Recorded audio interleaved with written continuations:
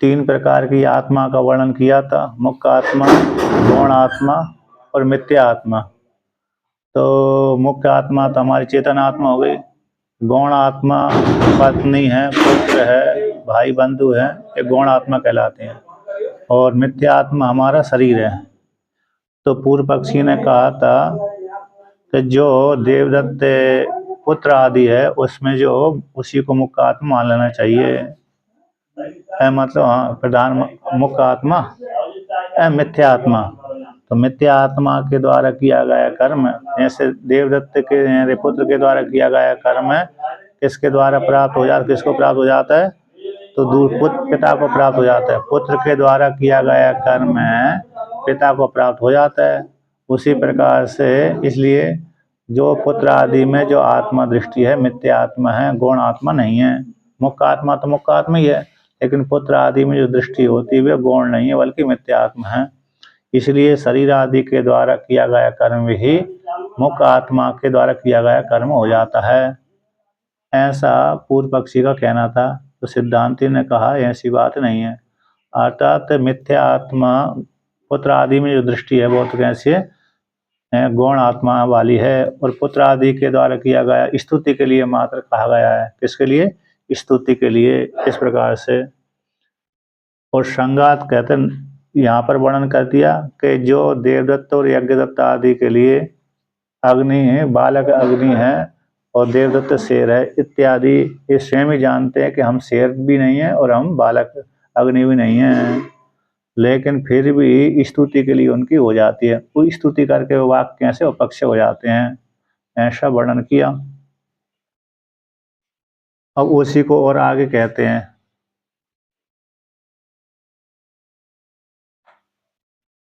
कि यच्चा, और सिद्धांति कहता है यहाँ पर कहा था न संगातस्य कर्म मम मुख्यस्य आत्मना इति प्रत्युक्ततरा स्यात् न पुनर्हम कर्ता मम कर्म इति। इस वाक्य के द्वारा कर दिया कि संगात के द्वारा किया गया कर्म, देहादि संगात के द्वारा किया गया कर्म मुख्य आत्मा के नहीं होते, क्योंकि मुख्य आत्मा तो कैसे होती है, असंग कूटस्थ है, और अविद्या को लेकर के देहादि संगात की प्राप्ति हुई है। तो देहादि संगात के जो कर्म होते हैं मुख्य आत्मा के नहीं होते। उसी प्रकार से इस प्रकार से ज्ञान कर लेना चाहिए। इसी प्रकार से न मैं करता हूँ न मेरे कर्म हैं, बल्कि अंतःकरण को लेकर अंतःकरण में ही कर्म उत्पन्न होते हैं। अविद्या के कारण अहंकार से युक्त होकर के अंतःकरण ही कर्म करता है, उसी के कर्म होते हैं, मुख्य आत्मा के नहीं है। अंतःकरण से देहादि संगात से युक्त अंतःकरण। अब पुनः और आगे कहते हैं कि यच्चा, और जो आपने कहा था पूर्व में कहा था कि आत्मीय ही स्मृति इच्छा प्रत्यय ही कर्म हेतु फिर आत्मा करोति। कर्म के हेतु, कर्म के हेतु कौन हो गया, स्मृति होगा, इच्छा होगा, प्रत्यय है, ये कर्म के हेतु, इनके माध्यम से आत्मा मुख्य आत्मा करती है, ऐसा जो आपने कहा था पूर्व में। तो ऐसी प्राप्ति हो जाने पर सिद्धांत कहते ना ऐसी बात नहीं है। तेषां मिथ्या प्रत्यय पूर्वकत्वात्, स्मृति है, इच्छा है, प्रत्यय आदि जो कर्म के हेतु कहलाते हैं, मिथ्या ज्ञान पूर्वक इनमें प्रवृत्ति होती है। मिथ्या ज्ञान पूर्वक मुख्य का कैसे, इनमें होती है, आरस देहादि संगात के माध्यम से किया जाता है और आत्मा में आरोप कर दिया जाता है। तो जो स्मृति ज्ञान इच्छा है, स्मृति है, ज्ञान है, प्रत्यय है, इच्छा आदि है, इनमें एक किसके द्वारा प्रयुक्त होते हैं, मिथ्या ज्ञान पूर्वक ही प्रयुक्त होते हैं। मिथ्या मिथ्या प्रत्यय मिथ्या ज्ञान पूर्वकत्वात् तेषां प्रवृत्ति।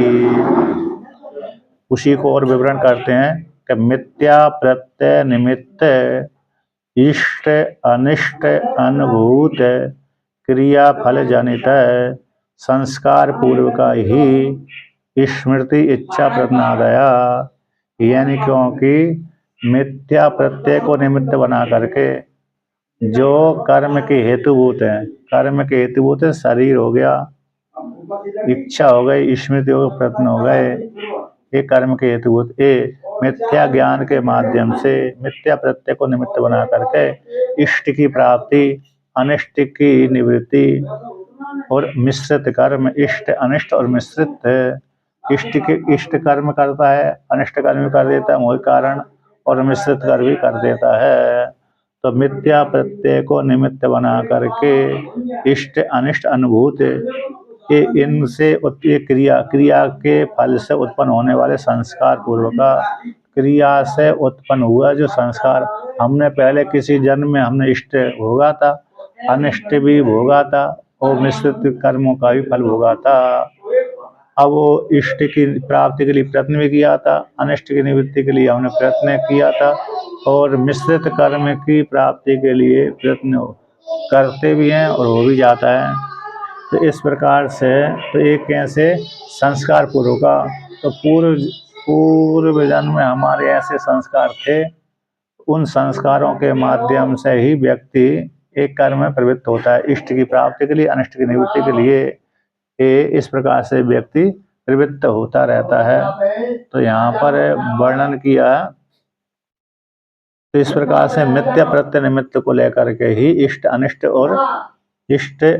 और मिश्रित कर्म की संस्कार पूर्वक ये कर्म किए जाते हैं, वो मिथ्या प्रत्यय को निमित्त बना करके ही।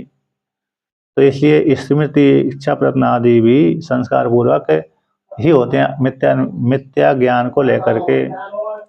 तथा उसी प्रकार यथा जिस प्रकार से इस जन्म में जैसे मिथ्या ज्ञान पूर्वक इष्ट की प्राप्ति, अनिष्ट की निवृत्ति अथवा मिश्रित कर्म की प्राप्ति होती, इच्छा प्रयत्न आदि को लेकर के संस्कार पूर्वक ये प्रयत्न करते हैं, ध्येय संगात में चेष्टा होती रहती है, इष्ट अनिष्ट आदि की प्राप्ति निवृत्ति होती रहती है। यथा जिस प्रकार से इस जन्म तथा उसी प्रकार से यथा अस्मिन् जन्मनि देहादि संगात अभिमान राग द्वेष आदि कृतौ धर्म अधर्मौ तत्फल अनुभवश्च ततः अतीत तरे अपि जन्मनि इति अनादिर अविद्याकृत संसारो अतीतो अनागतश्च अनुमेय। यथा जिस दृष्टांत के द्वारा समझाते हैं, जैसे अस्मिन् जन्म इस जन्म में देहादि संगात में अभिमान करके राग द्वेष आदि पूर्वक, राग द्वेष आदि के माध्यम से देहादि संग अविद्या को लेकर देहादि संगात में अभिमान हो गया, अभिमान हो जाने से राग द्वेष आदि बन गए, तो राग द्वेष आदि को निमित्त बना करके धर्म अधर्म आदि कर्म करता है व्यक्ति, धर्म करता है अधर्म करता है। अब जब धर्म अधर्म करेगा तो उसके फल का भी अनुभव करेगा। तो जिस प्रकार से इस जन्म में देहादि संगात में राग द्वेष, देहादि संगात में अभिमान करके राग द्वेष से प्रवृत्त होकर के धर्म अधर्म करता है व्यक्ति, और धर्म अधर्म करता है तो उसका फिर भविष्य काल में फल का उपभोग करता है। यह था जिस प्रकार से इस काल में हर व्यक्ति भोग आदि करता रहे धर्म अधर्म पूर्वक मिथ्या ज्ञान को लेकर के, अज्ञान को लेकर के, उसी प्रकार से अतीत जो बीते गए जन्म हैं उन जन्मों में भी उसने इसी प्रकार से कर्म किए थे, यानी देह आदि संगात में आत्माभिमान कर लिया था, उस आत्माभिमान के माध्यम से राग द्वेष हो गया था, राग द्वेष आदि के माध्यम से धर्म धर्म करता था, और धर्म धर्म के माध्यम से फिर उनका फल भोगने के लिए अनेक प्रकार के प्रत्न योनिया की प्राप्ति होती रहती थी। उसी प्रकार से पूर्व जन्म इसी हेतु से जन्म जन्मांतरों से व्यक्ति कर्म करता हुआ आ रहा है, धर्म और अधर्म वाले कर्म करता आ रहा है, धर्म वाले कर्म कर रहा है, अधर्म वाले कर्म कर रहा है, मिश्रित कर्म कर रहा है। अब उनके संस्कार बने हुए, उन्हीं के संस्कार बनने से इस जन्म में उसकी प्रवृत्ति हो जाती है। जैसे किसी पशु का बालक है, बालक जब पैदा होता है तो कहते हैं उसको उसके मुख में स्तन देने की आवश्यकता नहीं पड़ती। पशु के बालक के मुख में गाय आदि जो हैं उनको अपने बालक के लिए स्तनों को मुख में देना नहीं पड़ता, बल्कि उन्होंने पूर्व जन्मों में स्मरण किया था, स्मृति अनुभव किया था, उस स्तन का पान किया था, इसलिए बच्चा पैदा होते ही पशुओं का तो स्तन की ओर धावन करता है वो, लेकिन मनुष्यों का बच्चा नहीं करता। लेकिन प्राय करके पशुओं का बच्चा तो पैदा होते ही स्तन की ओर धावन करता है। तो स्तन की ओर धावन करता है तो इससे सिद्ध होता है कि उसने पूर्व में भी स्तन का पान किया था। इसी हेतु से वो इस प्रकार से पान करने लगता है। तो इसी प्रकार से पूर्वजन्म के पूर्वजन्मों पूर्वजन्म के पूर्वजन्मों में उस जन्म जन्मांतरों के संस्कार हमको प्राप्त थे, हमारे अंतःकरण में बैठे हुए। उन्हीं संस्कारों के माध्यम से व्यक्ति कर्म करता है, राग करता है, द्वेष करता है, राग द्वेष से ग्रसित होकर के धर्म करता है, अधर्म करता है, और धर्म अधर्म के माध्यम से फिर उनका फल भी भोगता है। धर्म में अधर्म करेगा तो सुख और दुख का दोनों का अनुभव करेगा, सुख दुख को अनुभव करके फिर सुखी दुखी होता रहता है। इस प्रकार से अगली अगली योनि की प्राप्ति होती रहती है। तो यहाँ पर कहते हैं भूतकाल का वर्णन कर दिया, अतीत में और अनागत, अतीत यानी भूतकाल में, अनागत यानी भविष्य काल में भी इसी प्रकार से जब तक मन में अविद्या है, अविद्या के कारण देह आदि संगात में आत्माभिमान कर लेता है। आत्माभिमान कर लेने के कारण फिर धर्म अधर्म से युक्त हो जाता है, और धर्म अधर्म करेगा तो फिर उसका फल भोगने के लिए व्यक्ति प्रयत्न करता हुआ अगली अगली योनियों को जाता रहता है। इस प्रकार से वर्णन किया। तो अनागतश्च अन्वय, अनागत यानी भविष्य काल में भी इसी प्रकार से क्या हो जाता है, यानी फल का भोग करने के लिए, सुख दुख की अनुभूति करने के लिए प्रयत्न करता रहता है। इस प्रकार से अनुमान कर लेना चाहिए। अब आगे कहते हैं ततश्च सर्व कर्म संन्यासात् ज्ञान निष्ठायाम आत्यांतिकम संसार उपरम इति सिद्धम। अब यहाँ पर कहते हैं यहाँ पर कहते हैं अतीत अतीतरों में भी जन्मने इति अनादि अविद्याकृत संसारो। यहाँ पर वर्णन किया कि जो संसार होता है वो संस्कार किसके कारण हुआ है, अनादि अविद्या के द्वारा ही संसार की प्राप्ति हुई। भूतकाल में जो हमको जन्म जन्मांतर की प्राप्ति हुई थी, उसके कारण जो संसार की प्राप्ति हो रही, वो संसार की मुख्य हेतु कौन है, अनादि जो अविद्या है। अनादि अविद्या ही मूल कारण है संसार की प्राप्ति में हेतु। जब मूला विद्या, जिसको मूला विद्या बोलते हैं, मूल अविद्या यानी अनादि अज्ञान, जब जिस काल में ब्रह्म विद्या के द्वारा निवृत्ति हो जाती है, उसी काल में व्यक्ति का संसार की भी निवृत्ति हो जाती है। संसार की निवृत्ति होती ही पर अगला जन्म उसकी प्राप्ति नहीं होती। इसलिए जन्म जन्मांतर की प्राप्ति में हेतु कौन है, मूल कारण अविद्या। अविद्याकृत ही संसार है, भूतकाल में भी था, भविष्य काल में। अब आपने शिव महिमा में पढ़ा होगा, शिव महिमा में एक वाक्य आता है, वपुष प्रादुर्भावात् अनुमितमिदं जन्म निपुरा पुरारे न क्वापि क्षणमपि भवन्तं प्रणतवान् नमन मुक्ता संप्रत्यहमतनुरग्रे पेनतिमान् इति सा क्षन्तव्यं तदिदम परादाद्वयमपि। तो यहाँ पर इस श्लोक में शिव महिमन का श्लोक है। गीता प्रेस की पुस्तक में श्लोक नहीं मिलता, किंतु अन्य अन्य पुस्तकों में मिलता है। जैसे ओमकारेश्वर की परंपरा में ये श्लोक मिलता है, अन्य अन्य जगह में भी ये श्लोक मिलता है।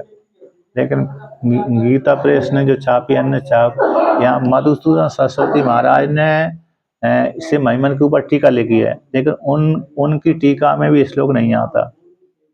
ये बहुत ही कम पुस्तकों में मिलता है।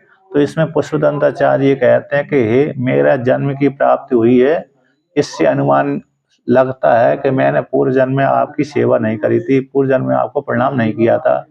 बापू के प्रादुर्भाव हो जाने से, यानी इस शरीर की प्राप्ति हो जाने से ये सिद्ध होता है कि मैंने पूर्व जन्मों में आपको प्रणाम नहीं किया, कि अब तो आप प्रणाम कर लो।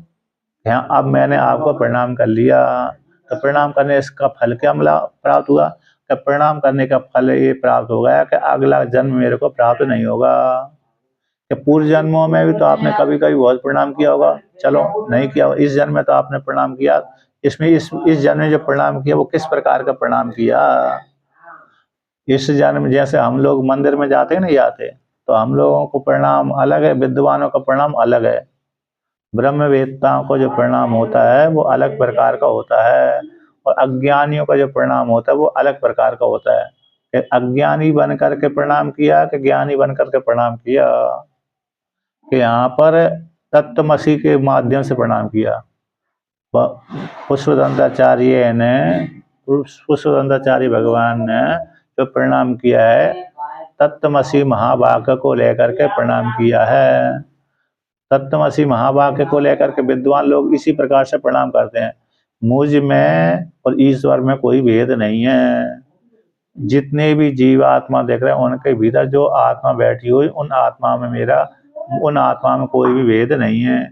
एक ब्रह्म को छोड़ करके कोई दूसरा है ही नहीं है। उपाधि को लेकर तत्व तो उपाधि में गया हुआ है, लेकिन एक ब्रह्म ही गया हुआ है सभी जगह, तो इसलिए एक ब्रह्म को छोड़कर दूसरा नहीं है। इस प्रकार से प्रणाम किया। तो इस प्रकार से भगवत स्वतंत्राचार्य कहते हैं अब मैंने आपका प्रणाम कर लिया, अभेद चिंतन करके अब मेरा अगला जन्म प्राप्त नहीं होगा, इसलिए मेरे दो अपराध हमेशा बने रहेंगे। कौन से? एक तो पूर्व जन्म में आपको प्रणाम नहीं किया था, एक अपराध बन गया था, एक अब अगला जन्म मेरे को प्राप्त नहीं होगा तो दूसरा अपराध, इसलिए ये हमेशा बने रहेंगे। इन अपराधों को मेरे को आप न दो अपराध है हमेशा हमेशा के लिए आप क्षमा करते रहना, क्षमा कर दीजिए।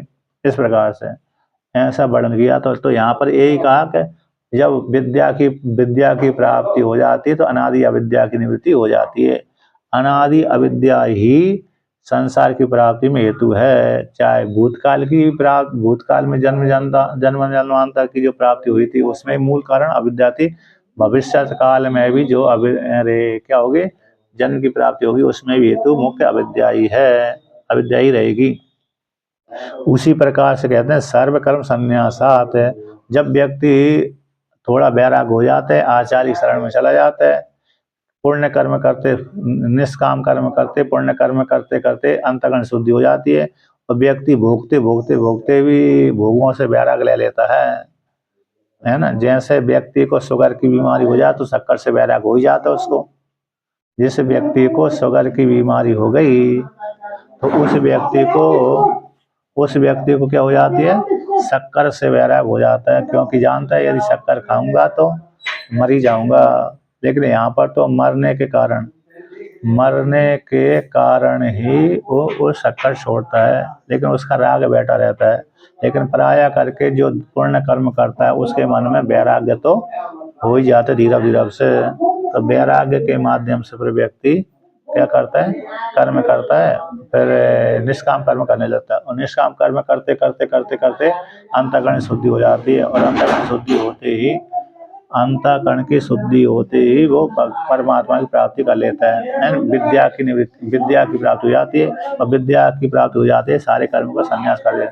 सारे कर्मों का संन्यास कर देने से ज्ञान की प्राप्ति हो जाने से अविद्या की निवृत्ति से आत्यांतिक संसार की उपलब्धि हो जाती है।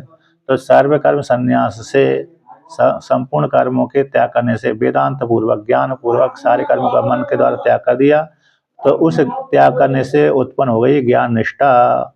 उस ज्ञान निष्ठा की प्राप्ति हो जाने पर आत्यांतिक संसार की उपरम की प्राप्ति सिद्ध हो जाती है, आत्यांतिक संसार की निवृत्ति हो जाती है, ये सिद्ध होता है।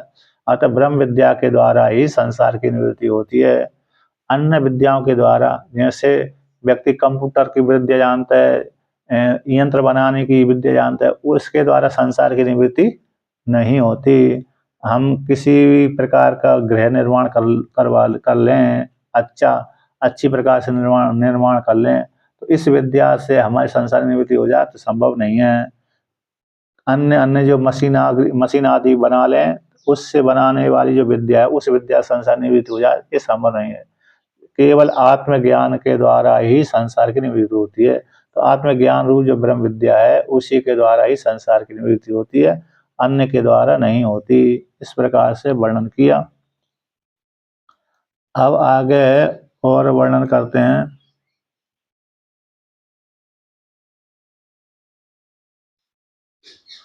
तो यहाँ पर कहते हैं, यहाँ पर वर्णन करते हैं तो अविद्या आत्मकत्वाच्च देहादि अभिमानस्य तन्निवृत्तौ देहे अनुपपत्ति संसार अनुपत्ति। कहते अविद्या आत्मकत्व, अविद्या स्वरूपात्मक ही देह में अभिमान होता था। देह में जो आत्मबुद्धि होती थी मैं कर्म करने वाला हूँ, ये अविद्या पूर्वक ही होती है। तो देह के अभिमान ब्रह्म विद्या के द्वारा देह का अभिमान निवृत्त हो गया, कर्म कर्तापन का अभिमान जो था वो निवृत्त हो गया। तो देह में आत्माभिमान था, उसकी निवृत्ति हो जाने पर ब्रह्म विद्या के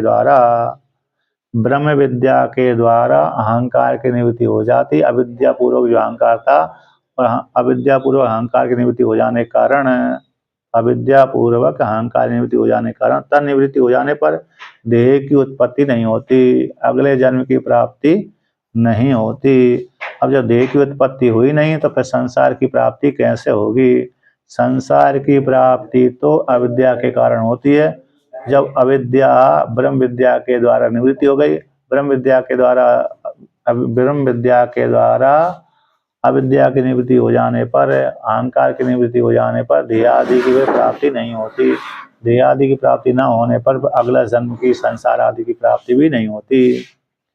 देहादि संगात आत्म अभिमानो अविद्यात्मक कहते हैं, जो देहादि संगात में जो आत्मा का अभिमान होता है, वह आत्मा का अभिमान किसके कारण होता है? अविद्या पूर्वक। अविद्या ही मूल कारण है कि देहादि संगात में आत्मा का अभिमान हो जाता है। अब उसी को दृष्टांत के द्वारा समझाते हैं। नहीं लोके गवादिभ्यो अन्यभ्यो हम मत्तश्च अन्य गवादय इति जानन तेषु हमिति प्रत्ययम मन्यते कश्यते। यानी क्योंकि लोक में कोई ऐसा नहीं जानता है गवादियों से भिन्न अपने को मानने वाला। इससे गवादियों से गो अश्वयादियों जानवरों से, अथवा अपने से भिन्न स्त्री पुरुष आदि उनको जानने वाला। तो गवादियों से अपने को भिन्न जानने वाला, मैं गवादियों से भिन्न हूँ और गवादी मुझसे भिन्न है, इस प्रकार से ऐसा जानता हुआ व्यक्ति, कोई भी व्यक्ति, तेसु उनमें हम प्रत्यय न मानते, मैं गौ हूँ और मैं अन्य जानवर हूँ, इस प्रकार का ज्ञान उनको नहीं होता, बल्कि जानता है मैं अलग हूँ और जो पशु आदि देख रहे हैं वो अलग अलग हैं। मैं ही पशु हूँ, मेरी पशु बुद्धि है, ऐसा तो मान लेता है व्यक्ति, मेरी बुद्धि पशु की जैसी है, लेकिन मैं ही पशु हूँ इस प्रकार से नहीं मानता व्यक्ति। तो क्योंकि पशु अलग है और मैं अलग हूँ, इस प्रकार से तो ऐसा इस प्रकार से जानता है। उसी प्रकार और आगे कहते हैं, अब यहाँ पर जो स्थाणु आदि में जो पुरुष बुद्धि हो जाती है, जैसे चलो गो आदि भिन्न दिख रहे हैं, तो उसी अब आप कैसे कह सकते हो स्थाणु आदि में तो स्थाणु आदि में तो पुरुष बुद्धि हो जाती है, जबकि स्थाणु अलग है, मैं पुरुष अलग रहता है। कि वो स्थाणु में जो पुरुष बुद्धि हो जाती है वो अविद्या को लेकर के होती है, उसी को लेकर कहते हैं, अज्ञान को लेकर कहते हैं। अजानंस्तु स्थाणु पुरुष विज्ञानवद अविवेक तो देहादि संगाते कुर्याद अहमिति प्रत्ययम न विवेक तो जानन। तो यहाँ पर कहते हैं जैसे स्थाणु में पुरुष विज्ञान हो जाता है, स्थाणु में पुरुष जब विज्ञान होता है तो किस कारण होता है? न जानने के कारण। व्यक्ति स्थाणु को नहीं जान पाता है, स्पष्ट उसको ज्ञान नहीं हो तो भ्रम ज्ञान हो जाता है, क्योंकि दूर देश में पड़ी हुई वस्तु को जब हल नहीं रही, डल नहीं रही, तो जानते पुरुष है, अथवा थोड़ा बहुत दोष दृष्टि कारण, स्पष्ट दृष्टि वहाँ स्पष्ट ज्ञान नहीं हुआ, स्पष्ट नहीं देखा, इसलिए दूर दोष दृष्टि के कारण ही दूर दृष्टि होने के कारण और दोष वाली दृष्टि होने के कारण, है ना, बहुत दूर होने से जैसे वस्तु का ज्ञान इन हेतुओं के माध्यम से नहीं होता। एक तो अत्यंत नजदीक वस्तु का ज्ञान नहीं होता है, एक अत्यंत दूर वाली वस्तु का ज्ञान नहीं होता, एक अवरोध वाली वस्तु का ज्ञान नहीं होता, एक कहीं ढकी हुई है आदि है। जैसे हमारी आंख में लगा हुआ कोई काजल आदि है, उसका ज्ञान हमको नहीं होता, क्योंकि हमको दिखता ही नहीं है, अत्यंत नजदीक है ना, अत्यंत नजदीक वस्तु का भी ज्ञान नहीं होता, है ना। और अवरोध, हमारे पीठ के पीछे कोई वस्तु रखी है तो हमको ज्ञान नहीं होगा, नहीं दिख रही हो, दीवार के भीतर रखी हुई है तो नहीं दिख रही, कपड़े वस्त्र आदि के द्वारा ढकी हुई वस्तु हमको नहीं दिख रही। अब अत्यंत दूर भी है, अत्यंत दूर कैसे? अरे स्वर्ग लोक में वस्तु रखी है, स्वर्ग लोक आदि, या तब इसी पृथ्वी लोक में भी है तो हमसे दूर है 1 किलोमीटर 2 किलोमीटर, वो वस्तु हमको नहीं दिखती। तो अत्यंत नजदीक वाली वस्तु, अत्यंत दूर वाली मध्यम वाली वस्तु हमको दिख जाती है। इसी प्रकार से स्थानों में जो पुरुष बुद्धि हो गई वो दूर होने के कारण नहीं देख पाया, इसलिए भ्रम ज्ञान के कारण। तो स्थानों में पुरुष विज्ञान जैसे भ्रम भ्रांति कारण हो जाता है, उसी प्रकार से अविवेक से अज्ञान से देहादि संघात में हम प्रत्यय हो जाता है। देहादि संघात में हम प्रत्यय कुरियाद कर लेता है।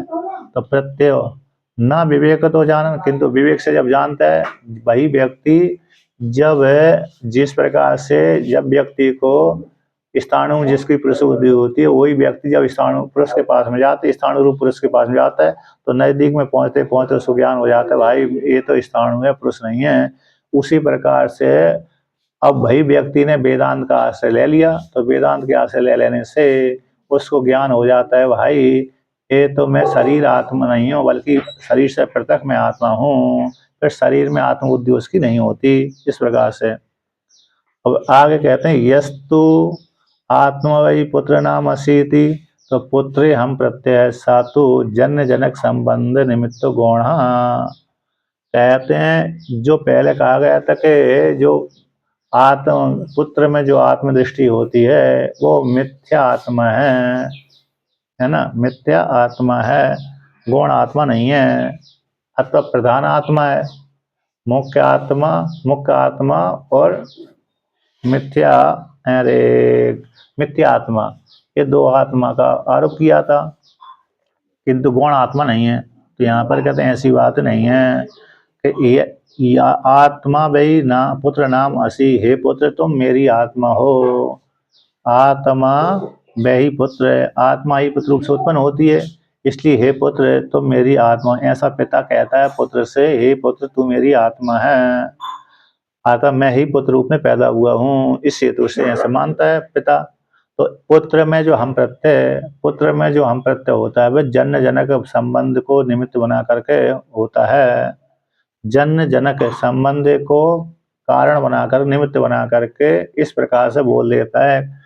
तो यहाँ पर भी कौन है, गौण प्रत्यय, गौण प्रत्यय यहाँ पर मिथ्या आत्मा नहीं है, अतः मुख्य आत्मा भी नहीं है और मिथ्या आत्मा भी नहीं है, बल्कि गौण आत्मा है। पुत्र में पिता अपने पुत्र में आत्मा मानता है तो गौण आत्मा रूप से मानता है, जन्य जनक भाव संबंध को लेकर गौण आत्मा मानता है। गौण ही है, वहां पर प्रधान नहीं है, मुख्य नहीं है और मिथ्या भी नहीं है। तो उसी को दृष्टांत द्वारा समझाते हैं, गौण के द्वारा किया गया कार्य प्रधान को प्राप्त नहीं होता, मुख्य को प्राप्त नहीं होता।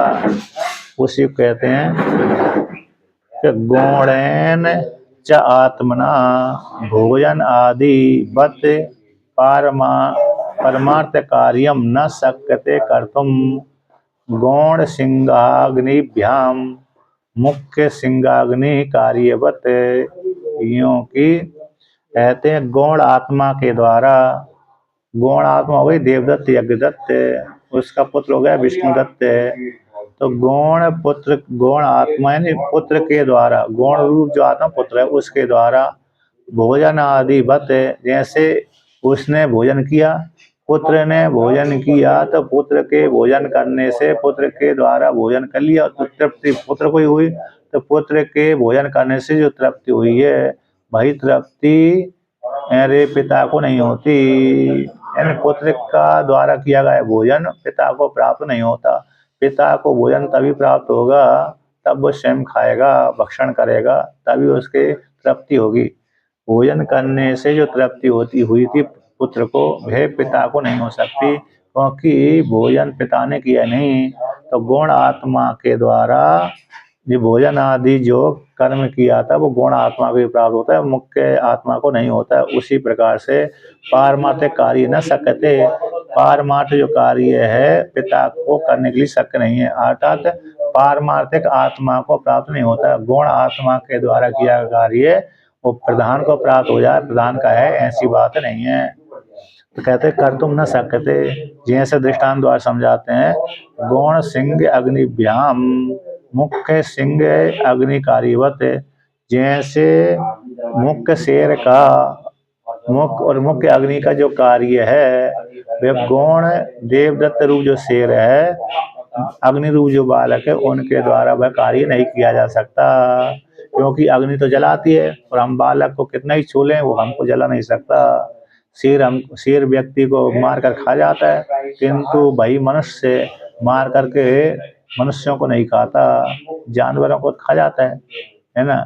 जो मांसाहारी होते हैं व्यक्ति जानवरों को, मनुष्यों को ही मांस है कहीं कहीं खा जाते हैं, मनुष्यों का मांस भी है ना कहीं कहीं तो खाई जाते हैं, तो इसलिए बहुत जगह खा जाते हैं बहुत जगह नहीं भी खाते हैं। अच्छा पहले जो राक्षस होते थे वो तो मनुष्यों के ही मांस खा जाते थे। तो इस प्रकार से अब आगे कहते हैं, तो यहाँ पर कहते हैं जैसे मुख्य के गौण के द्वारा किया गया कार्य मुख्य को प्राप्त नहीं होता, इसलिए तो भोजन आदि जो पुत्र ने किया है भाई पिता को प्राप्त नहीं होता। पिता भोजन आदि करेगा तो उसको प्राप्त सुख होगा, उसकी भूख की क्षुधा की निवृत्ति हो। पुत्र के भोजन करने से पुत्र के क्षुधा की निवृत्ति होती है।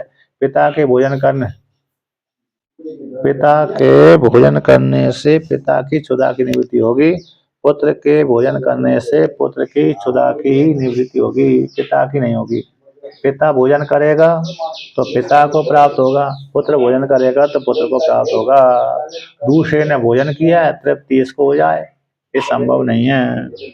इस प्रकार से अब उसी को और आगे कहते हैं, अपूर्व पक्ष यहाँ पर प्रश्न करता है भाई, अदृष्ट विषय चोदना प्रामाण्याद आत्मकर्तृकत्वम गौणैर्देन्द्रियात्म भी क्रियति चेत।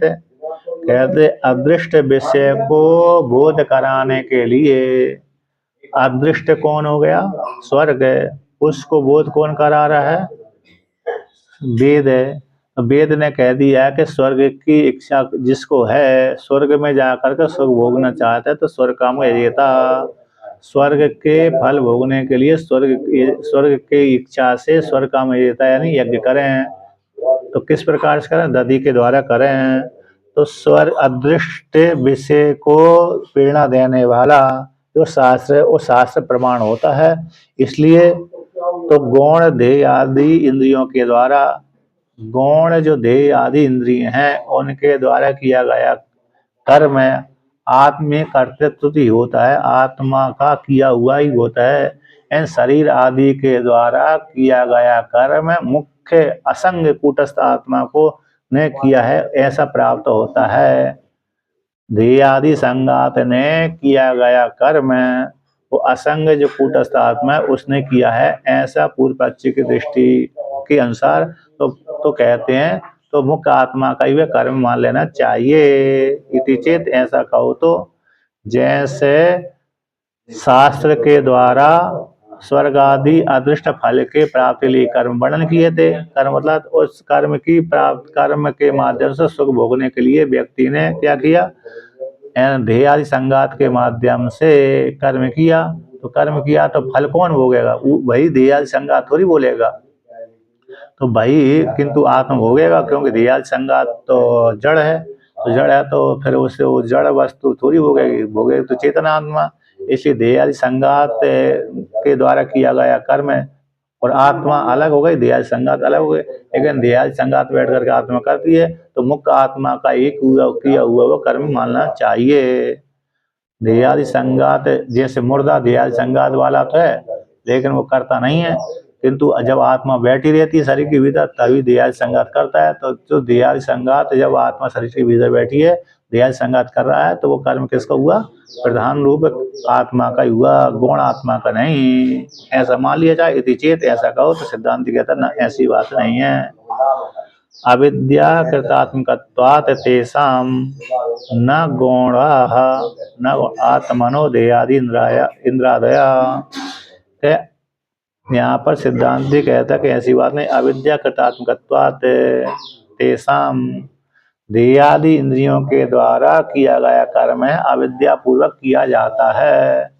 क्या किया जाता है, अविद्या पूर्वक है, अविद्या पूर्वक ही देहादि संगातों के द्वारा कर्म किए जाते हैं। न गौण आत्मा, देहादि संगात जो देहादि देह इंद्रिय आदि में जो आत्मा का आरोप है वो गौण आत्मा नहीं बल्कि मिथ्या आत्मा है, और अविद्या पूर्वक ही ये कर्म करते हैं। देहादि संघात के माध्यम से अविद्या पूर्वक कर्म किए जाते हैं, विद्या पूर्वक नहीं।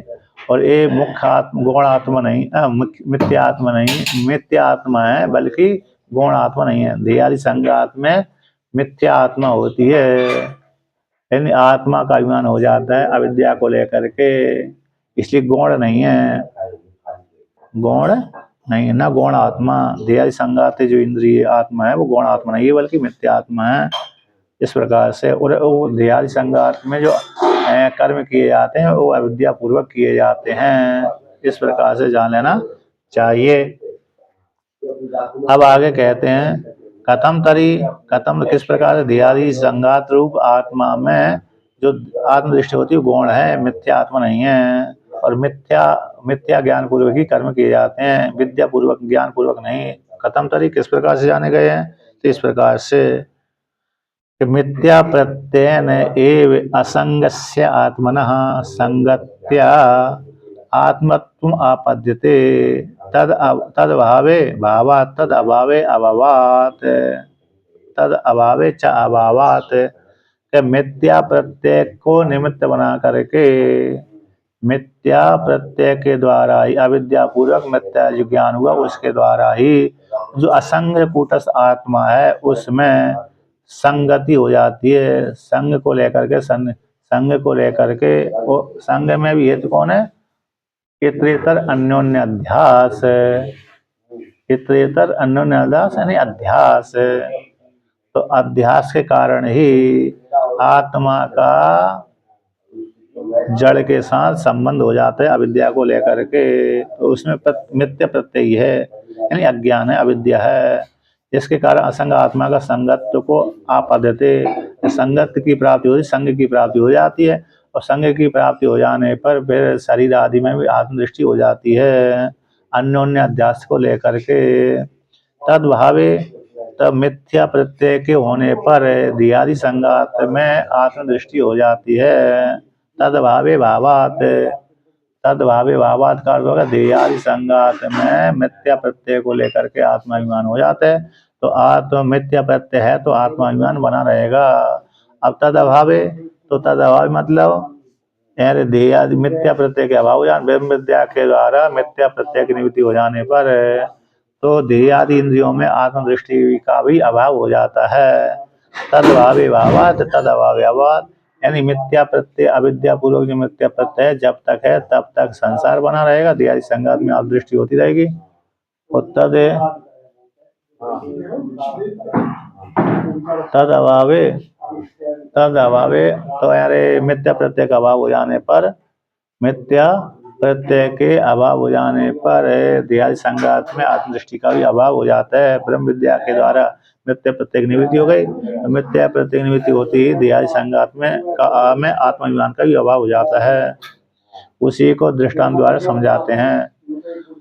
अविवेकी नाम ही अज्ञान काले बालानाम दृश्यते दीर्घो हम गौरव हम इति देहादि संघाते हम प्रत्यो ना तो विवेकी नाम अन्यो हम देहादि संघाताद इति ज्ञानवताम तत्काले देहादि संघाते हम प्रत्यो भवति। कहते हैं जैसे अज्ञानता को लेकर के अज्ञान काल में जो अज्ञानी बालक हैं, अज्ञान काल में अविद्यावस्था में व्यक्ति अज्ञान काल होता है, अज्ञान काल में अविद्यावस्था रूप अज्ञान काल में जो अज्ञानी व्यक्ति अज्ञानी बालक हैं, यानी सारे बालक कहलाते हैं अज्ञानी बालक है ना, जो तब अविद्या घटी तब तक अज्ञान रूप बालक ही हैं। ऐसे अज्ञान रूप जो बालक हैं वो कहते हैं देखो मैं दीर्घ हूँ, बड़ा मोटा हूँ, है ना, दीर्घ यानी मोटा, और कह रहे लंबा भी हूँ, कोई कहते ठिकना हूँ, हम गोरो, मैं गोरा हूँ, मैं दीर्घ हूँ, हम दीर्घो, हम गोरा इति, मैं गोरा हूँ, मैं काला हूँ, मैं हट्टा कट्टा हूँ इत्यादि देहादि संघात में हम प्रत्यय देखा जाता है अविद्या को लेकर के, मिथ्या प्रत्यय को निमित्त बना करके। अब कहते हैं जिसको वेदांत की शरण में चला गया व्यक्ति, अब यहाँ तक अज्ञानता अज्ञानी व्यक्ति कह दिया, अज्ञानी कहते हैं जिस व्यक्ति ने वैराग्य से युक्त होकर के आचार्य शरण में चला गया और आचार्य की शरण में जाकर के उपनिषदों का अध्ययन करने लगा। उपनिषदों के अध्ययन करने से उसको ज्ञान हो गया, अरे भाई इस शरीर को मैं आत्मा मानता था, वो शरीर तो आत्मा नहीं है, बल्कि शरीर के भीतर आत्मा बुद्धि रूप गुहा में अवस्थित रहती, वो मैं आत्मा हूँ। इस प्रकार से तो कहते हैं कि जब विवेक ज्ञान हो जाता है, विवेक ज्ञान के माध्यम से जीवात्मा जान लेता है, साधक जान लेता है मैं अलग हूँ, देहादि संगत अलग है ना। देहादि संगाताद हम अन्यो, मैं देहादि संगात से भिन्न हूँ, ऐसा जब ज्ञानी जानने लगता है, ऐसे ज्ञान वाले ज्ञानी को तत्काल में उसी काल में देहादि संगात में आत्माभिमान नहीं होता, देहादि संगात में हम प्रत्यय नहीं होता। जब व्यक्ति ने उपनिषदों का अध्ययन कर लेता है, फिर उपनिषदों का अध्ययन करने वाला, यथार्थ रूप से अध्ययन करने वाला व्यक्ति, तात्पर्य रूप से समझने वाला व्यक्ति, तात्पर्य पूर्वक उपनिषदों को समझने वाला व्यक्ति को ज्ञान हो ही जाता है कि मैं देहादि संगात आत्मा नहीं हूँ, देहादि संगात से मैं पृथक हूँ, इसलिए देहादि संगात में उसको हम प्रत्यय नहीं होता। गुणा गुणेषु वर्तन्ते इति मत्वा न सज्जते, इंद्रिय के विषय सेवन करते हैं, मैं तो उनका साक्षी हूँ, इस प्रकार से जानता है। इसलिए कहते हैं तस्मात् मिथ्या प्रत्यय भावे, मिथ्या प्रत्यय अभावे अभवा तत्कृतेव। तो इसलिए मिथ्या प्रत्यय के अभाव हो जाने पर अभाव होता है, मिथ्या प्रत्यय के रहने पर देहादि संगात में आत्माभिमान होता है, मिथ्या प्रत्यय के रहने पर देहादि संगात में आत्माभिमान होता है, और मिथ्या प्रत्यय न रहने पर देहादि संगात में आत्माभिमान नहीं होता है। इसी मिथ्या प्रत्यय के द्वारा किया गया कर्म है ना, मिथ्या प्रत्यय के द्वारा किया गया कर्म अविद्या को लेकर के, मिथ्या प्रत्यय को लेकर के आत्मा में आरोप हो जाता, बल्कि आत्मा के वो कर्म नहीं है, मिथ्या प्रत्यय वाले देहादि संगात के कर्म होते हैं। इसलिए देहादि संगात में जो आत्माभिमान है मिथ्या वाला है, गौण आत्मा नहीं है, न गौण है, ठीक है ना, न गौण। इसलिए देहादि संगात में जो बुद्धि, देहादि संगात में जो आत्माभिमान होता है, आत्मा का ज्ञान वो मिथ्या प्रत्यय को लेकर के होता है।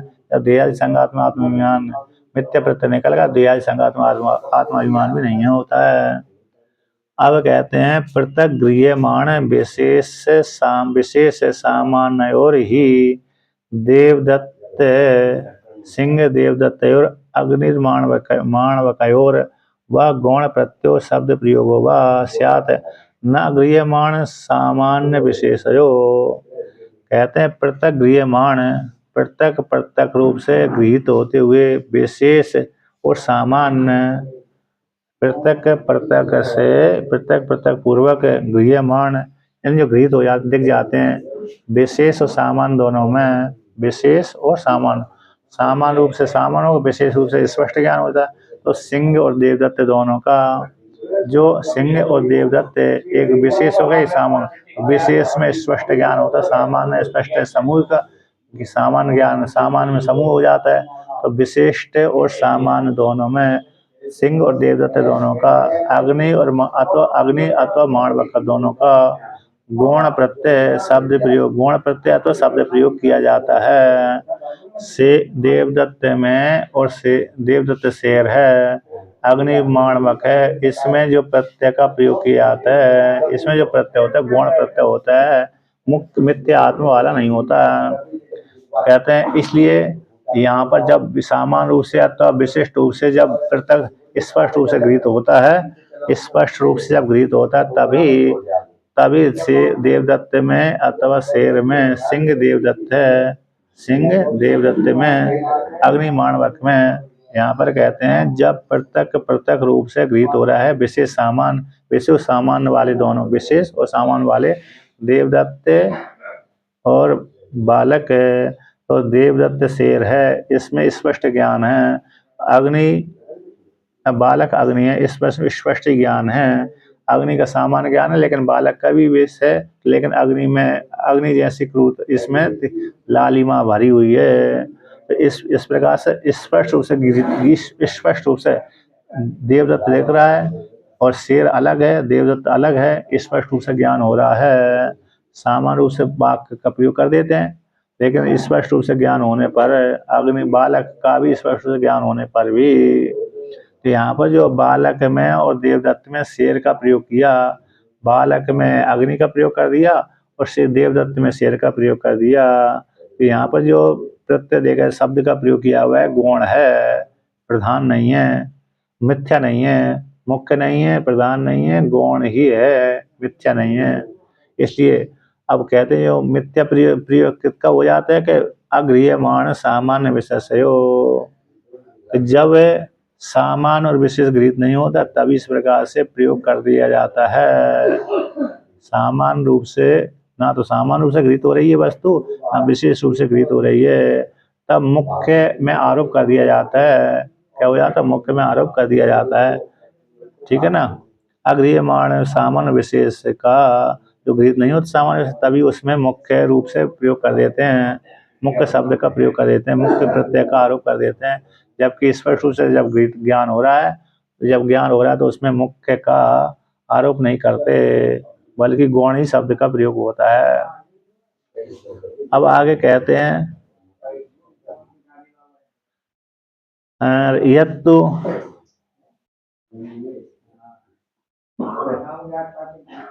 यत तु उक्तम श्रुति प्रामाण्यात,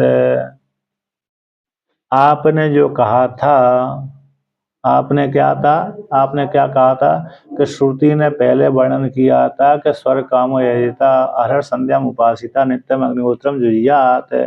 श्रुति ने जिस जीवात्मा को कर्मों का उपदेश किया है, ब्राह्मण क्षत्रिय वैश्य शूद्र, इनको जो कर्म का उपदेश किया है, यदि भी शरीर आदि से कर्म किए जाते हैं, फिर भी शरीर आदि से कर्म किए जाते हैं, वो मुख्य आत्मा की कर्म बनते होते हैं, ऐसा जो आपने कहा था। क्योंकि प्रमाण कौन है? श्रुति। श्रुति यदि उसमें विधि नहीं मानेंगे, मुख्य आत्मा के लिए विधि नहीं मानेंगे, तो श्रुति व्यर्थ हो जाएगी। तो श्रुति स्वतः प्रमाण है, परता प्रमाण नहीं है। श्रुता प्रमाणम व परता प्रमाणम यत्र कीरा बदंती सा मंडन मिश्र घर जानामी, है ना। जानो इस प्रकार जिस वेद स्वतः प्रमाण है तो परता प्रमाण है, ऐसी चर्चा तोते भी सुख भी करते हैं, मिट्टू भी करते हैं, तोते भी करते हैं। जिस घर में बैठ करके कोई घर तो मंडल मिश्र को जानो। शंकराचार्य भगवान एक बार गए थे ऐसे प्रयागराज से कुमार भट्ट से अरे आसमान दे करके पूछ करके कुमार भट्ट ने कह दिया कि मैं तो तुम्हारे साथ साथ नहीं करूंगा, क्योंकि मैं तो गुरु की प्रायश्चित के लिए अग्नि में जला दिया मैंने तो। अब तुम मेरे शिष्य जो मंडल मिश्र है माहेश्वती नगरी में रहते हैं, जिसको वर्तमान काल में हम महेश्वर बोलते हैं। माहेश्वती नगरी का नाम ही महेश्वर है, नर्मदा किनारे है, ओमकारेश्वर से 50-60 किलोमीटर नीचे।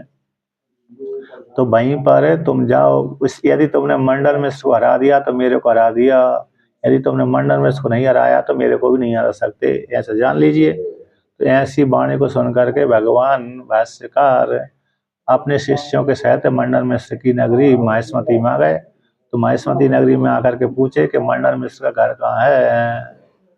तो पानी भरने वाली महिलाएं स्त्रियां बोलती थी कि जहाँ पर वेद स्वतः प्रमाण है अथवा परता प्रमाण है, ऐसी चर्चा तोते भी करते हो, ऐसी चर्चा वहाँ पर घर पर बैठकर पक्षी भी करते हो, तो समझ लेना वही घर मंडल मिश्र का है। ऐसी वाणी को सुनकर के शंकराचार्य भगवान को भी आश्चर्य हो गया। क्या हो गया? आश्चर्य। अरे तोते भी यहाँ पर वर्णन करते हैं, बल्कि चर्चा ज्ञान की चर्चा कर रहे हैं इस प्रकार से। तो यहाँ पर उसी प्रकार कहा गया तो श्रुति का प्रमाण, श्रुति स्वतः प्रमाण है, परता प्रमाण नहीं है। तो श्रुति ने देवदत्त यज्ञदत्त के लिए कर्म बताए थे, ध्यान संगा से यद्यपि कर्म करता है, लेकिन कर्म किसके? मुख्य आत्मा की है, ना कि गौण आत्मा के। यदि ऐसा कहो, ऐसा जो आपने कहा था वो नहीं, ठीक नहीं है। तत् प्रमाण से अदृष्ट विषयत्वात्, कि जो श्रुति का प्रमाण है अदृष्ट को विषय करने वाला है, अदृष्ट विषय के, अदृष्ट है स्वर्ग फल की प्राप्ति के लिए है।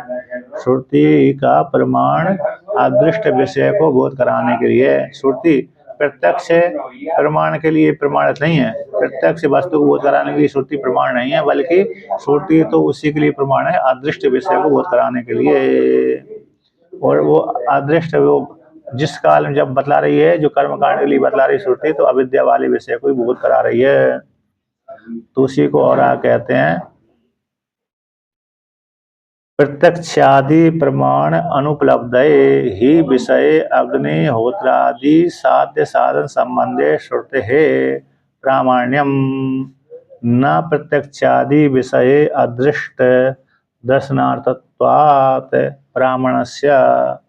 यानी क्योंकि प्रत्यक्षादि प्रमाण के द्वारा उपलब्धि न होने पर, प्रत्यक्ष आदि प्रमाण के द्वारा विषय की उपलब्धि न होने पर, प्रत्यक्ष प्रमाण, अनुमान प्रमाण, उपमान आदि प्रमाण, इन प्रमाणों के रहने पर विषय की प्राप्ति न होने पर, है ना, प्रत्यक्ष आदि प्रमाण के द्वारा विषय की उपलब्धि न होने पर, ज्ञात न होने पर, अग्निहोत्र आदि साधन संबंध में, अग्निहोत्र आदि के द्वारा जो साधन है, उस साधन के द्वारा साध्य फल कौन, स्वर्ग आदि फल है, उस फल के विषय का ज्ञात न होने पर, प्रत्यक्ष आदि प्रमाण के द्वारा ज्ञात न होने पर, उसमें ही श्रुति का प्रमाण है कि अग्निहोत्र आदि कर्म के माध्यम से व्यक्ति को स्वर्गलोक फल आदि की प्राप्ति होती है। निष्काम कर्म करने पर अंतःकरण की शुद्धि होती है। इसमें श्रुति प्रमाण है। न प्रत्यक्ष आदि विषय में, कहते प्रत्यक्ष आदि के विषय में श्रुति प्रमाण नहीं है। प्रत्यक्ष आदि तो जानता ही व्यक्ति, तो उसमें श्रुति की आवश्यकता क्या है। जैसे ठंडी की औषधि अग्नि है, ये तो हम प्रत्यक्ष प्रमाण के द्वारा जानते ही हैं, तो उसमें वेद को पढ़ने की क्या आवश्यकता है। वेद को अग्नि ठंड की औषधि है, ये हम प्रत्यक्ष प्रमाण के द्वारा जानते ही हैं। अब वो अग्नि ठंड की औषधि है, हम वेद में देखेंगे, पहले वेद को पढ़ेंगे, फिर जानेंगे, तब हमको ज्ञान होगा। ऐसी मूर्खता कोई नहीं करता। ऐसे के लिए श्रुति प्रमाण नहीं है, जबकि श्रुति तो अदृष्ट विषय को बोध कराती है। जैसे बौद्ध है ना, बौद्धों के एक आचार्य हैं, प्रत्यक्ष प्रमाण को तभी स्वीकार करते हैं जब अनुमान प्रमाण के द्वारा वो उसका निर्णय कर लेते हैं। या हाथ में अग्नि में हाथ डालते हैं, यदि अग्नि जला देती है तो उसको अग्नि मानते हैं, यदि अग्नि में जलाने की योग्यता नहीं है तो उसको अग्नि नहीं मानेंगे। जैसे प्रहलाद को अग्नि ने नहीं जला पाए तो अग्नि नहीं हो पाई, वो है कि नहीं।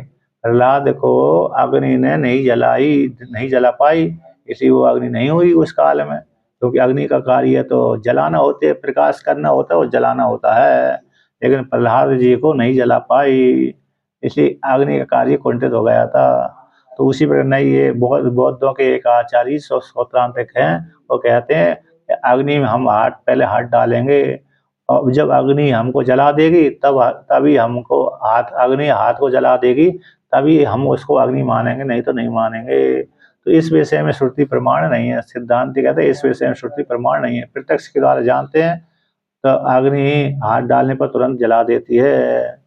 इसलिए जब प्रत्यक्ष प्रमाण है, उसके लिए श्रुति प्रमाण की आवश्यकता नहीं होती। उसी को यहाँ पर वर्णन किया था। कहते न प्रत्यक्ष आदि, कहते हैं न प्रत्यक्ष आदि के विषय में अदृष्ट दर्शनात्वात् प्रमाण से, श्रुति तो अदृष्ट विषय में ही प्रमाण है। प्रत्यक्ष आदि विषय में श्रुति की प्रमाणता नहीं ली जाती, जरूरत नहीं पड़ती, किंतु श्रुति की प्रमाणता किसके लिए है, अदृष्ट को विषय करने के लिए है। अदृष्ट वाले विषय को बोध कराने के लिए श्रुति के प्रमाण है। अदृष्ट दर्शन के लिए श्रुति का प्रमाण है, दृष्ट प्रत्यक्ष आदि विषय के लिए नहीं है। तस्मात् न दृष्ट मिथ्या ज्ञान निमित्तस्य हम प्रत्यक्ष दियादि संगाते गौणत्वम कल्पितुम शक्यम। इसी हेतु से निगमन करते हैं तो दृष्ट यानी प्रत्यक्ष मिथ्या ज्ञान निमित्त जो हम प्रत्यय है, वो हम प्रत्यय का प्रत्यक्ष मिथ्या ज्ञान को निमित्त बना करके दियादि संगात में जो हम प्रत्यय बनता है, वो हम प्रत्यय का दियादि संगात में गौणात् की कल्पना करना शक्य न सकते, शक नहीं किया जा सकता। इंद्रियादि संगात में जो अहम प्रत्यय होता है, आत्मा का अभिमान होता है, वो गौण नहीं है बल्कि मिथ्या है। तो मिथ्या आत्मा के द्वारा किया गया कर्म अथवा गौण आत्मा के द्वारा किया गया कर्म मुख्य आत्मा का नहीं होता। अविद्या के कारण वो आरोप मात्र कर दिया जाता है, अविद्या के द्वारा उसी आरोप को हटा दिया जाता है। इसलिए नहीं उसी को वर्णन करते हैं कि नहीं श्रुति शतम अपि शीतो अग्निरे अप्रकाशो वा इति ब्रुवत प्रामाण्यम उपैति। यदि हजारों लाखों श्रुतियां आ जाएं और श्रुतियां कह दें कि अग्नि ठंडी होती है, अग्नि प्रकाश नहीं देती, ऐसी यदि श्रुति बोलती है अभी तो लाखों करोड़ों श्रुतियां भी बोलें तब भी वो श्रुति को प्रमाण रूप से स्वीकार नहीं करते। इतनी ऐसी श्रुतियों को तो प्रमाण को प्राप्त नहीं होती।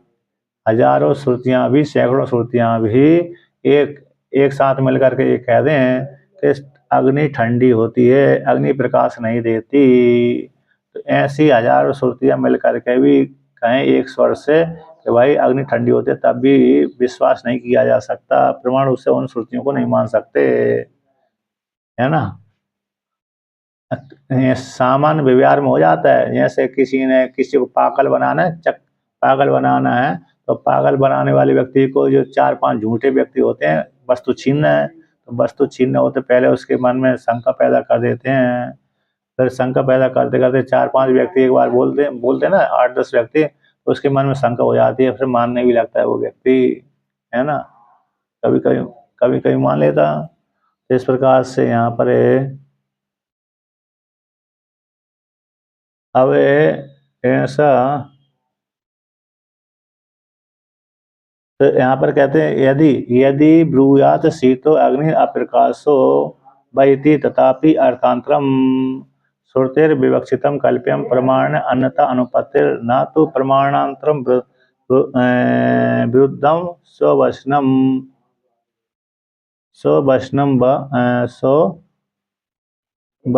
विरुद्धम व।